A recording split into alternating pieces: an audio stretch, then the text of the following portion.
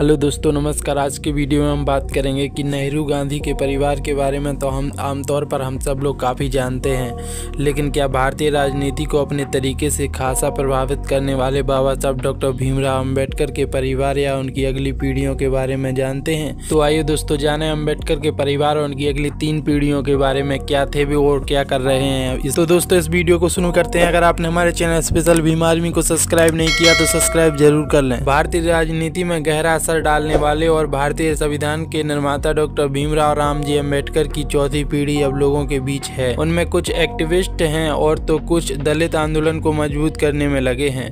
अंबेडकर नाम यूं ही इस देश में उतना ही जाना पहचाना है जितना कि गांधी या नेहरू। आइए जानते हैं कि अंबेडकर का परिवार कितना बड़ा था, उनके बाद इस परिवार का क्या हुआ, परिवार के लोगों ने क्या किया। इस फोटो में आप देख सकते हैं कि अंबेडकर अपनी पहली पत्नी रमाबाई और बेटे यशवंत के साथ हैं। कि सबसे दाएं हैं उनके बड़े भाई आनंद की पत्नी। अंबेडकर की 5 संतानें हुई, लेकिन यशवंत को छोड़कर अन्य 4 का निधन बचपन में ही हो गया। उनकी शादी रमाबाई के साथ हुई जबकि उनकी उम्र 15 साल थी। तब रमाबाई की उम्र 9 साल थी। 37 साल की उम्र में ही रमाबाई का निधन हो गया। हालांकि वो लंबे समय तक बीमार रहीं। अंबेडकर की तरक्की और उच्च शिक्षा में उनका बहुत योगदान रहा। उनके बलिदान और परिवार के प्रति समर्पण का आभार डॉक्टर अंबेडकर ने अपनी एक किताब थॉट्स ऑन पाकिस्तान के जरिए जाहिर किया। 1941 में प्रकाशित एक किताब उन्होंने अपनी पत्नी रमाबाई को समर्पित की थी। जब 1935 में लंबी बीमारी के बाद रमाबाई का निधन हुआ तो अंबेडकर ने तय किया कि अब वो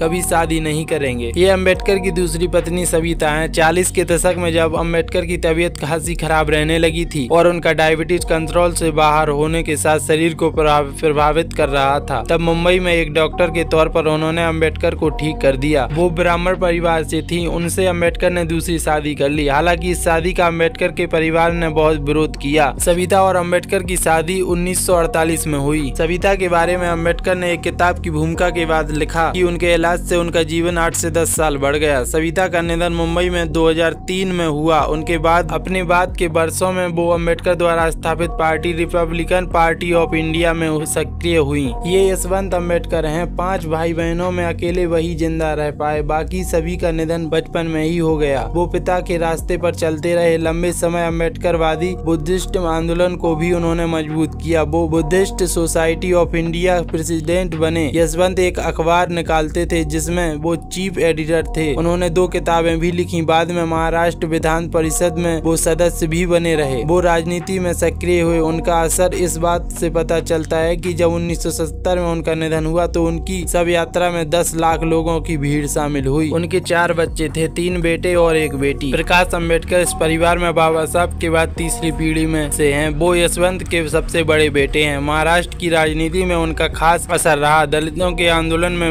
वो जुड़े रहे। वह लोकप्रिय भी हैं। सामाजिक कार्यकर्ता के तौर पर भी उनकी पहचान रही है। वह भारत बहुजन महासंघ के संस्थापक एवं राष्ट्रीय अध्यक्ष हैं।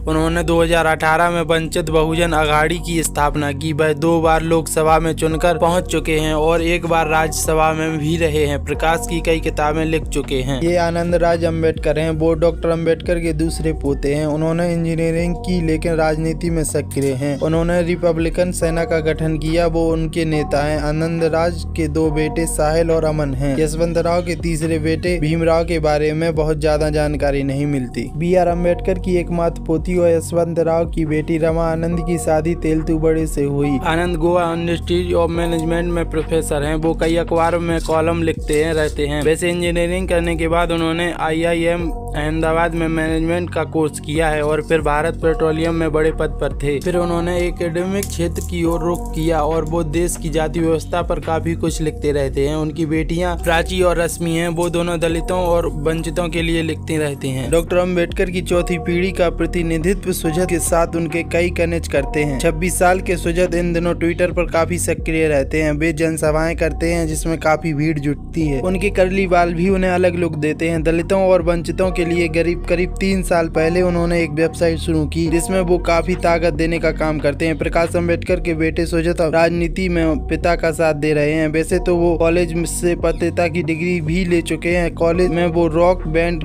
के भी सदस्य हैं। चलिए दोस्तों, इस वीडियो को यहीं समाप्त करते हैं। अगर आपने हमारे चैनल को सब्सक्राइब नहीं किया तो सब्सक्राइब जरूर कीजिए। वीडियो को लाइक करना ना भूलिए। धन्यवाद। जय भीम, जय भारत।